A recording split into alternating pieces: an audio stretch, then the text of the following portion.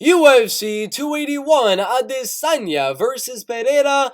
Full card, well, nothing really, just an underdog of the card prediction video and things like that. I do have a lot of underdogs winning. I'll give you my predictions that are underdogs right now. Alex Pereira, Frankie Edgar, Brad Rydell.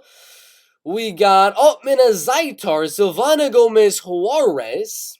We got Nicole Negamarianu. So we got a lot of underdogs on UFC Fight Night. I'm just kidding. UFC 281 Adesanya versus Pereira. So I'm going to say it right now.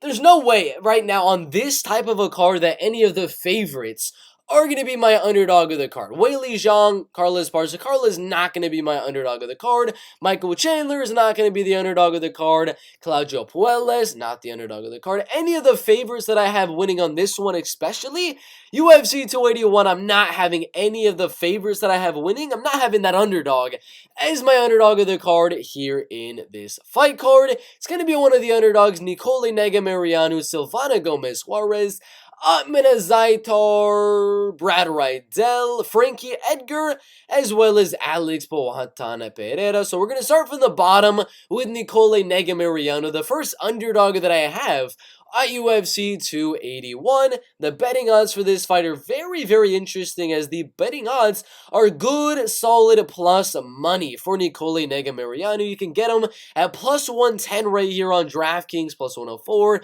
even plus 115 at the max right there, and that is definitely some good value.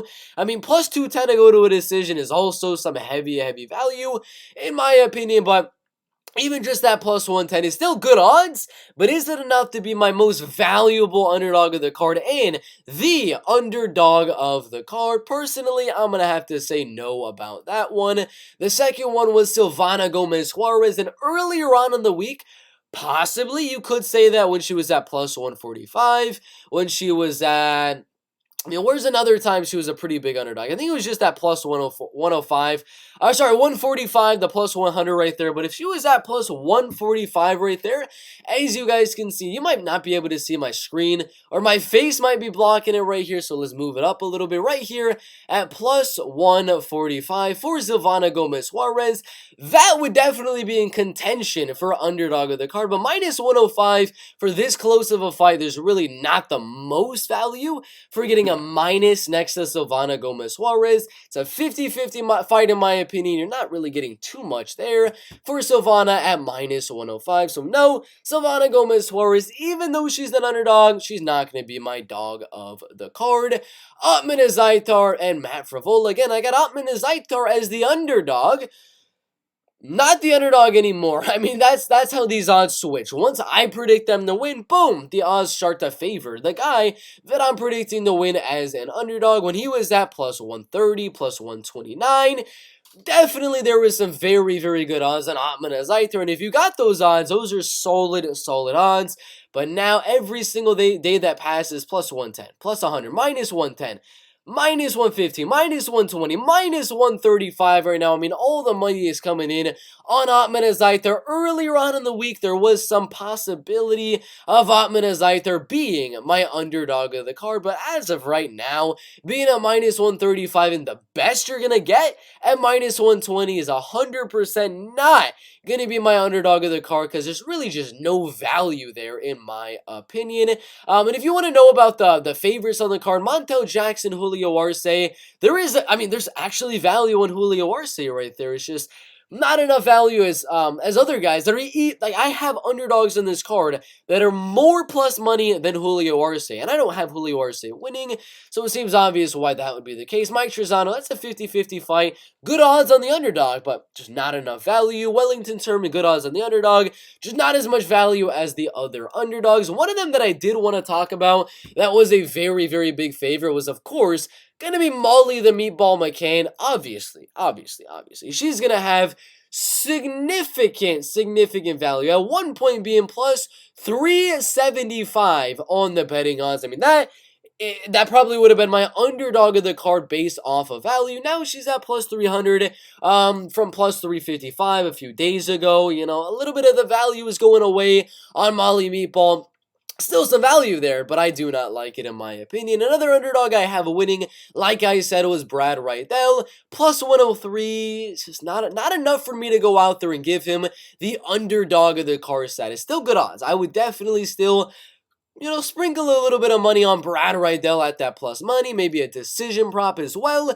But in terms of all of the underdogs of the card, Brad Rydell at those odds aren't going to be the number one dog of the card. We got two more left because Dustin Poirier and Carlos Barza down here. I don't really like Chandler as a dog, and I heck do not like Carlos Barza as a dog either. I'm very confident on Zhang Weili to win, and I'm pretty decently confident on Dustin Poirier to win, so it really comes down to two people. The two underdogs that I have to win, that are the two biggest underdogs that I have to win. Frankie Edgar and Alex Pereira. These two guys right here, one of those two guys is going to be my underdog of the card. The other guy is going to be my number two underdog of the card. Now, we got Alex Pereira and we got Frankie Edgar. Frankie Edgar, 24-10-1.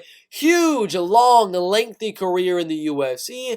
Taking on a kicker and a leg kicker and a body kicker and a just a striker in Chris Gutierrez right there. Obviously, I do believe Frankie Edgar is going to win. He's a better wrestler. He beat Marlon Vera in round one and round number two.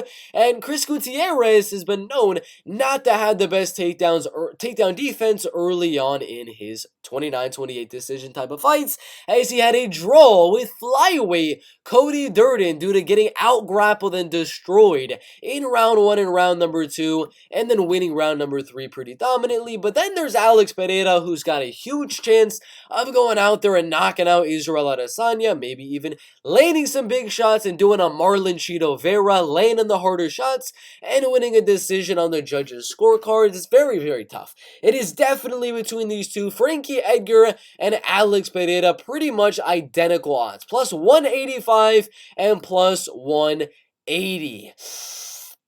It's very, very tough. As tough as it is to say right here, we're going to have to go over to my Google document right here, which is going to show my confidence on a lot of these fight cards right here at UFC 281. If I get stuck and I'm this close on an Alex Pereira versus Frankie Edgar, I simply just look over here because Frankie Edgar is very, very slightly below Alex Pereira in terms of confidence. Alex Pereira is just barely above Frankie Edgar in terms of the confidence. But as of right now, you got to look at the betting odds right there. And having Frankie Edgar at plus 185 compared to Alex Pereira at plus 175, that is a 10-point difference on Frankie Edgar on the plus money, even plus 188 over here on Bet Online. So I'm going to have to say my underdog of the card, value-wise, is going to have to be Frankie Edgar. I do believe he's the better wrestler. I think he's going to win round one and round number two and win a 29-28 decision.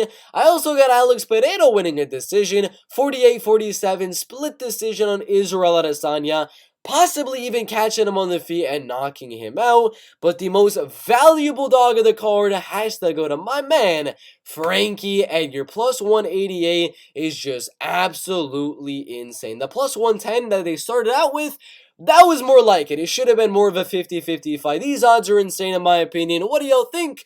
Who is the underdog of the card for UFC 281? Put your comments down below.